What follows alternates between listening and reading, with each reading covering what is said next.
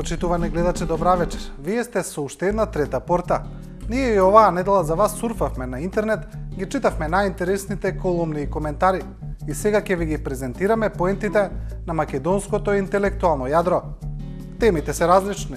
Доминираат реакциите од прославата на 11 октомври и наводите за фрапантниот пат на невработеноста.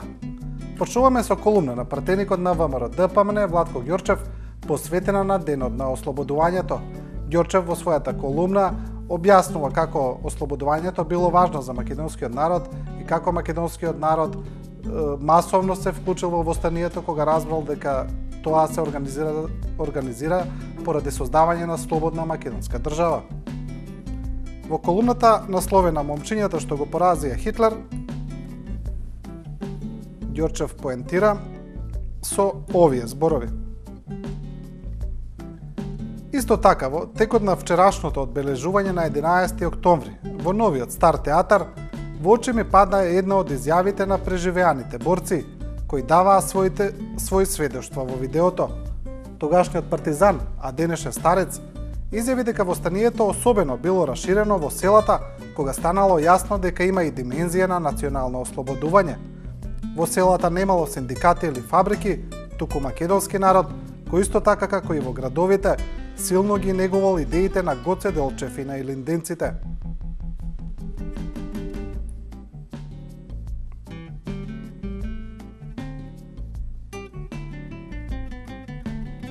Сега се префрлуваме на коментарите на текстот на Ѓорчев, каде читателите на Дневник ги оставиле своите коментари во однос на овој текст. Ќе прочитаме некои од нив. Еден читател вели вака: "Ама и да те подсетиме, немаше ни ВМРО-вци тогаш, туку народ кој се бореше за слободна Македонија и не за други комшиски земји."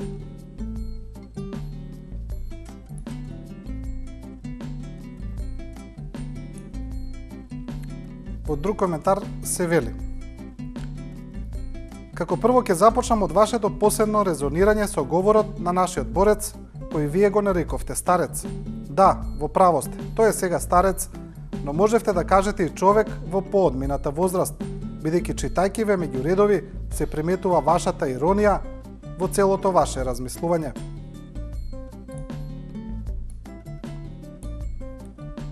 Друг читател во коментар насловен "Во името на вистината" вели: "На Сремскиот фронт, на Скопското кале за српски интереси есента 1944-45 загинаа повеќе од 23.000 македонци. Во време на бугарското управување од 41 до 44 само 445 илегални шумкари командувани преко граница од Србија. Стоп на лагите на србокомунизмот." И уште еден коментар вели допаролашот: "А зошто вие ги маргинализиравте тие храбри момчиња, а сегашни дедовци на вчерашната прослава?"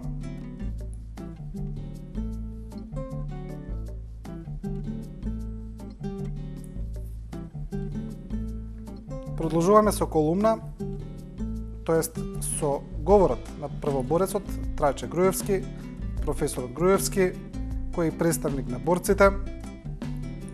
Говорот интегрално го пренесува порталот Либертас и вели говорот на борецот Трајче Груевски, кој владата не сака да го слушне. За време на прославата за 11 октомври борците и нивното здружение има одредени забелешки околу организацијата, вела дека биле маргинализирани од страна на официјалните лица. Затоа тука интегрално е пренесен говорот на професорот Груевски. Евеа една од поентите. Од 11 октомври 1941 година поминаа 72 години. Истече многу вода низ реката Вардар. За жал, наместо безрезервна почет и признание, од пред 7 години се чувствува засилено неодговорен, дори полн со невистини однос спрема почетокот на востанието и спрема сета народно-ослободителна и антифашистична војна на Македонија. Чудо видувачки беше кога од собраниската говорница, пратеничка од групата на ВМРО ДПМН, пропелтечи дека нападот на учестокот на бугарската полиција значал брато убиствена војна. Немаше официјален демант, пратеничката не му се извини на македонскиот народ.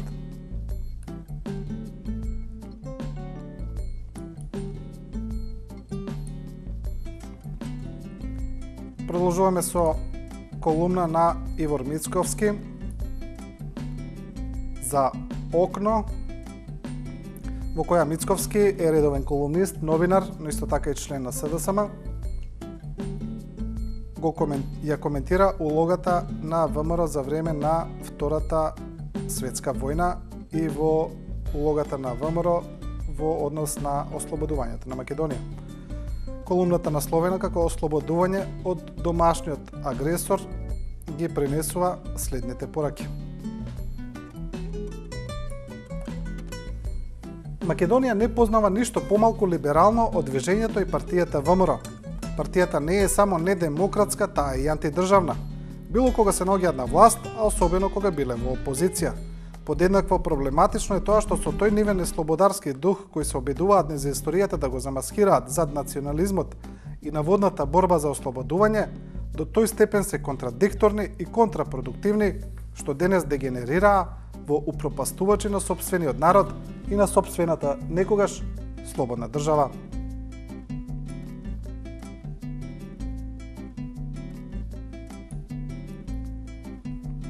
Продолжуваме со колумната на поранешниот премиер Владо Бучковски, која е насловена "Партизанот Питул се инспирирал од илинденците". Насловот на самата колумна ја кажува и поентата. Бучковски смета дека партизаните биле во голема мерка инспирирани од илинденците и од илинденското востание. Па така во својата поента професорот вели вака: празнувањето на 11 октомври, празникот посветен на нашето вооружено востание против фашизмот, е добра можност да се навратам на ликот и делото на Кузман Јосифовски Питул. Ценам дека тој заслужува да се најде многу високо на пиедесталот помеѓу плејадата македонски револуционери великани кои ги вградија своите животи во државноста на Македонија. За мене, символ на генерацијата на илинденците и нивната битка за Македонија е Гоце Делчев. Символ на генерацијата на асномците и нивната битка за Македонија е Кузман.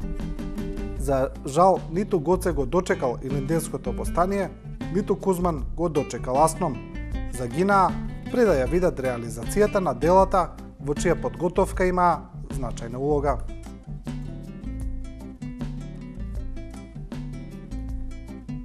И овој дел, овој сет на колумни, ќе го завршиме со колумната на редовниот колумнист во весникот Дневник Дауд Даути, кој се осврнува на едно порано одржано востание не во Втората светска војна, туку за македонско-албанско востание од 1913 година.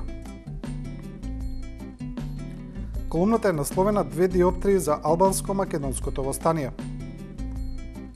Даути особено зборува за една трибина која беше организирана во Струга и на која, според дел од медиумите, учествувале бугарски и албански историчари. И вака, според нив се придонело да се создаде мислење дека албанците и бугарите заедно работат на создавање на некоја своја заедничка историја. Даути вели дека тоа не е точно, дека собири на сите историчари се добро дојдени за да се дојде до општо прифатената вистина. А поентата на колумната е следна. За дел од медиумите, оние на македонски јазик, ова поглавје беше главното, а всушност главниот настан сепак дојде една недела потоа. Да, македонски и албански историчари заедно организираат две научни средби во Дебари во Охрид, при што на достоен начин расветлија многу моменти од овој настан. При тоа, без разлика што некои нагласуваа дека било албанско востание, на што според нив упатувале пишувањата од тогашниот печат, сепак заеднички заклучок е дека во тоа востание го организирале и заеднички учествувале албански и македонски чети, со една цел да се ослободат од ослободителите, односно од српската власт.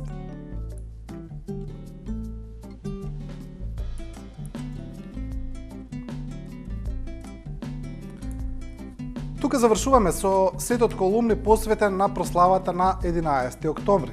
Сега продолжуваме со еден сет на различни теми во кои ќе доминира економијата, во кои ќе видиме размислувања и коментари од социјалните мрежи од некои редовни учесници на нив, а почнуваме со Facebook статусот на професорката Билјана Ванковска, кој се однесува на најавеното доделување на наградата на Табернакул за животно дело за книжевност на турскиот нобеловец Орхан Памук и најавеното доделување на таа награда од страна на премиерот Груевски. Имено како што е познато во јавноста, една група на интелектуалци напишаа писмо до Орхан Памук да не ја прима таа награда од премиерот Груевски, бидејќи велат тој во Македонија е нашиот Ердоган. Еве го Facebook статусот на професорката Ванковска, која не се согласува со тоа мислење. Ајде ве молам, некој нека ме просветли. Мимоза Ристова апелира до Орхан Памук, му напишала писмо на Facebook профилот, да одбие да прими награда за литература од нашиот Ердоган. Од кога тоа Табернакул е синоним на Груевски Ердоган?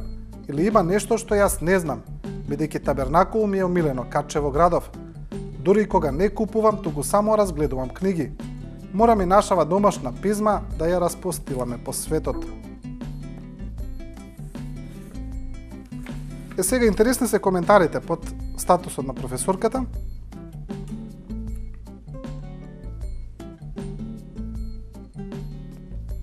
Ке прочитаме дел од нив. Еден вели: не знам дали Груевски е покровител, мислам само дека ќе ја додели наградата. Штета, се исполитизиравме. Идејата, иницијативата на Табернакул е одлична, навистина штета е што по кој знае кој пат политиката ја урниса културата.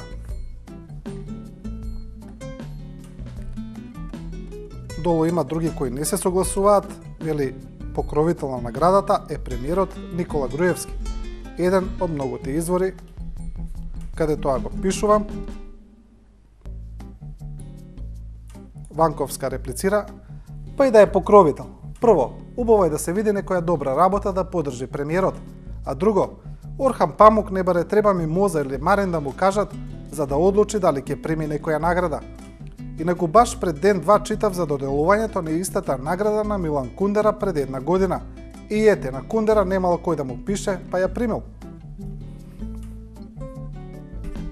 Сега продолжуваме со колумна на Ивица Боцевски, поранешниот вице-премиер и портпарол на владата, која се однесува на еден интересен спор кој се одвивал во Европа, а тоа е спор кој да го користи името на пивото Budweiser. Тука Боцевски ја пренесува колумната на порталот Офнет дека како што Европската Унија нашла проблем за името на пивото, многу е лесно да се најде и проблем за името на Македонија. Вели вака Боцевски: во целиот овој случај, улогата на Европската Унија ни се чини најразумна. Нејзините судии донесоа одлука дека двете компании може да го користат истото име, бидејќи потрошувачите се доволно способни да прават разлика помеѓу двата Budweisera. Му благодарам на Сашо Мацановски Трендо за неговата просветителска мисија. Би било добро Европската Унија ова да го примени и во нашиот спор за името, па да донесе решение дека и државата Македонија и грчкиот регион Македонија може да го користат името Македонија. Жителите на земјината топка се доволно способни да прават разлика помеѓу држава и регион. И сега одиме долу, каде што станува интересно, каде почнуваат коментарите. Новинарот Боријан Јовановски вели: а зошто ти не им го фукна у лице кога беше вице-премиер, а Мацановски портпарол да си го земеш?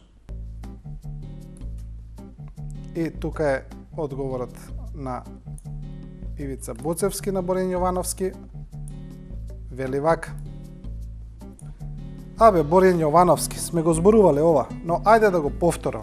Нормално и јас, но и секој друг политичар од Македонија, точно им опишувал на своите колеги што е суштината на проблемот. Секако, соговорниците секогаш признаваат дека ова што го прават грците е лудило.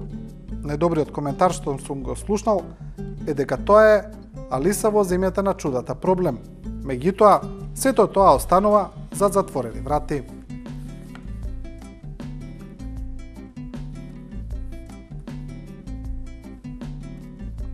Продолжуваме со колумна на Арсим Зеколи, која е посветена на меѓународната улога на Република Македонија.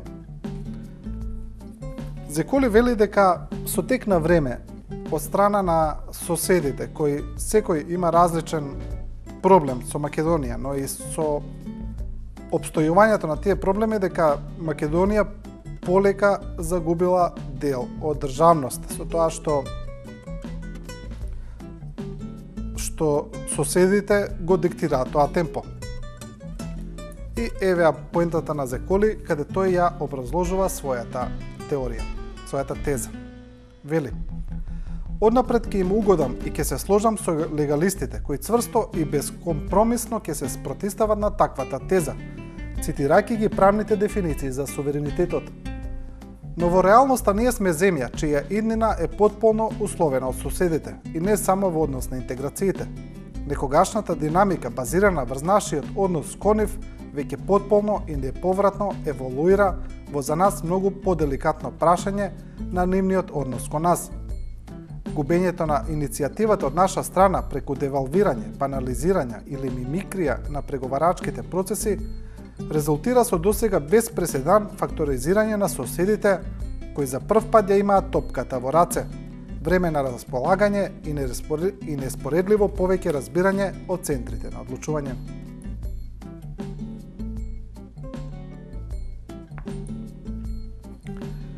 Сега продолжуваме со сет колумни посветени на економијата. Тука главен момент го издвојуваме податокот објавен дека според некои анализи, според некои анкети на работната сила, невработеноста во Македонија е далеку помала од реално прикажаните бројки. Тоа е образложено со тоа што голем дел од луѓето кои бараат работа само се пријавуваат поради некои бенефиции, но и дека голем дел кои работат се водат како невработени. Па така постојат некои проекции каде реалната невработеност наводно изнесувала околу 26%. И сега голем дел на колумнисти, аналитичари се посветија на овој податок, а ние издвоивме дел од нив. Еве интересна анализа направена од еден блог, значи анализата не е подпишана, нема автор, но според незината стручност може да се види дека авторот знае што пишува. Насловот е статистичка дубара околу невработеност. А поентата би била следна.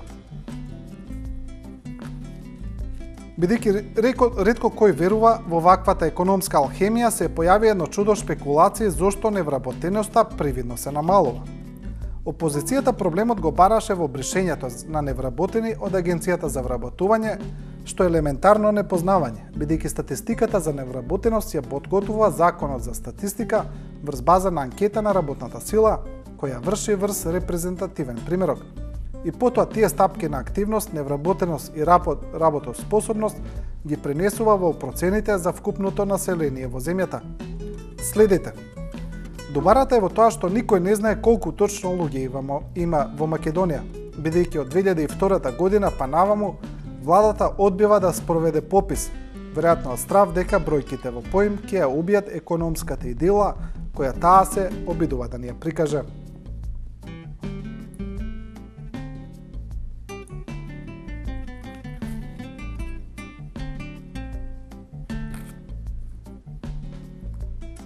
Продолжуваме со колумна на главниот и одговорен уредник на Нова Македонија, Зоран Димитровски, кој иронично ја насловува својата колумна "Наскоро ќе има полна вработеност во Македонија".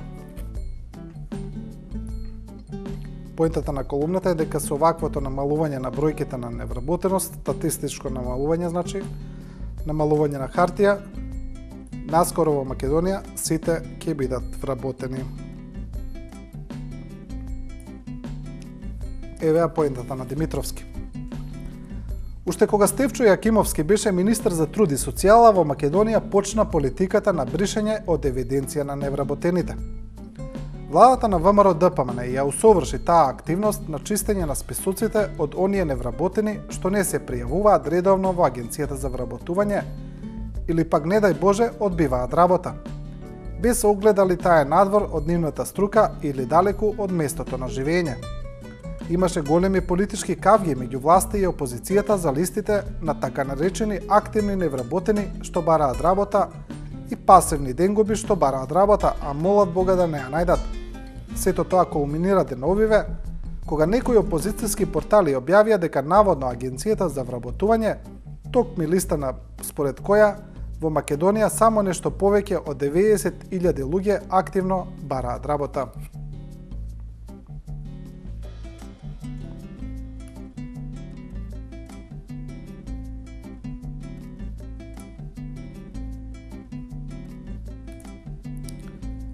Продолжуваме со колумна на Кире Наумов, член на СДСМ,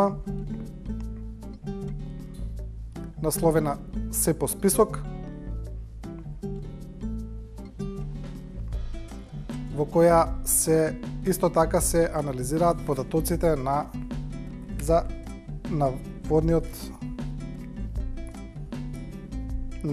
наводно намалената невработеност. Кире Наумов вели вака: според професионалниот државен завод за статистика, во 2008 година во Македонија имало 609.015 вработени.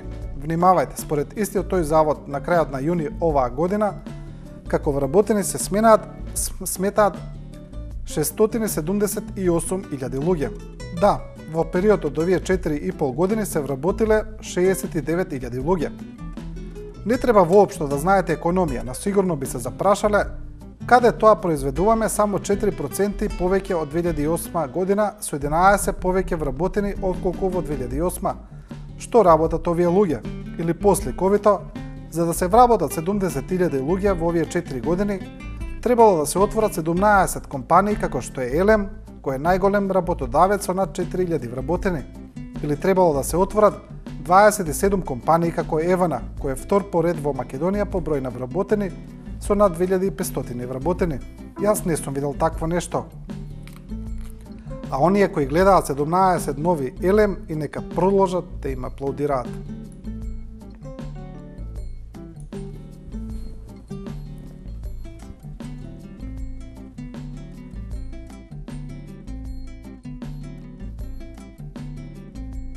Продолжуваме сега со колумната на новинарот Тодор Пендаров.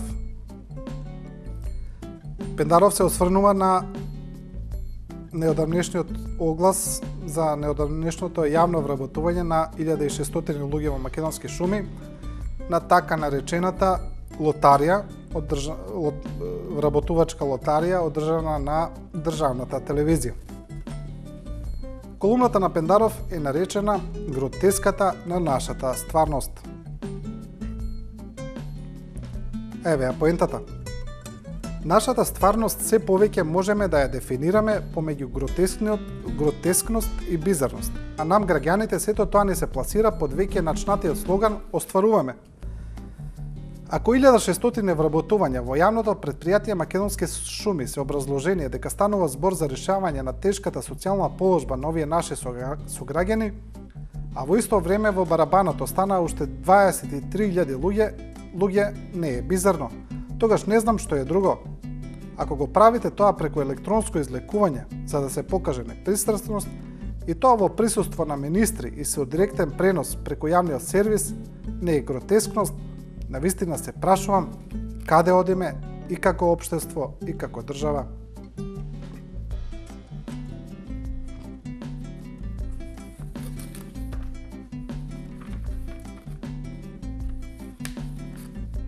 Продолжуваме со колумна на Мирче Јовановски од Утренски, кој пак се осврнува на мерката на опозицијата за враќање на ДДВ на граѓаните на крајот на годината. Јовановски не влегува во тоа дали тоа е можно, дали не е можно, бидејќи има различни ставови опозицијата вели дека е можно, власта дека не е можно, но Јовановски прашува едно легитимно прашање од страна на граѓаните и вели што сега да прави обичниот човек. Дали, например, да одложи некоја купувачка што ја планирал за храна и за комунали? Прво, затоа што мора да се живее, а друго, ако задоцен следуваат високи казни и исклучување. Вели, не знаеме чија весела математика има повеќе логика, но сето ова би имало смисла доколку овие дебати се водат со малку повеќе толеранција и смиреност.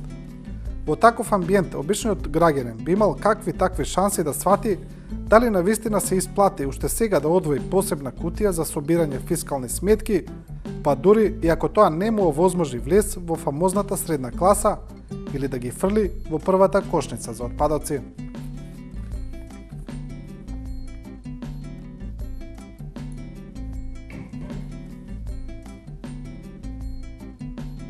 Продолжуваме со колумна на Јасминка Павловска, исто така посветена на јавното вработување на социјално загрозени лица. Павловска вели, веројатно ниту идеолозите и носителите на франшизата на така именуваното реално шоу не биле толку цинични и дилетанти да продуцираат телевизиска програма, поигрувајќи се јавно со судбината, нервите, надежите и очекувањата на 23.000 социјално загрозени лица. Неетичноста, неморалноста, површност на празнотијата, па дури и лошата естетика на реалните телевизиските шоа на најразлични теми, откако постојат се удар на критики, анализи, преиспитувања на нивната прифатливост како забава. Но таму барем учесниците, па и гледачите се инволвираат по свој избор, без оглед на мотивацијата која ги потикнала. И завршуваме со редовната колумна на Горан Михајловски од Вест, која исто така е посветена на овие јавни вработувања. Еве, вака ќе ја намалиме за да се види. Еве ја поентата на Михајловски. Од што сакаа да се фалат, ја утнаа работата. Зошто им требаа тој циркус и ТВ шоу?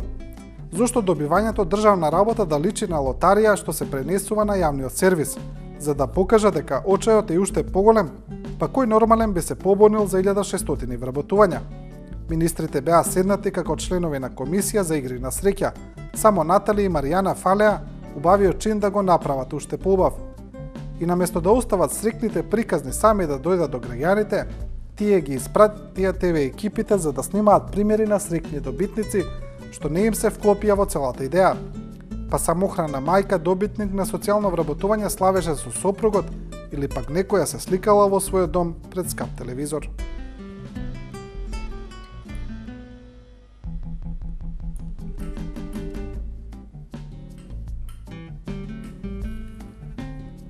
Почитувани, со ова го завршуваме ова издание на Трета порта. Пред крајот да ве подсетиме дека ние ви ги презентираме најинтересните размислувања на политичарите, аналитичарите, граѓаните. Наша цел не е да ви прикажеме како да размислувате, туку да ви презентираме различни ставови за на едно место да можете да ја видите големата слика. Останете со програмата на 24 вести и не заборавајте. Трета порта сурфа за вас секоја среда во 19 часот и 15 минути.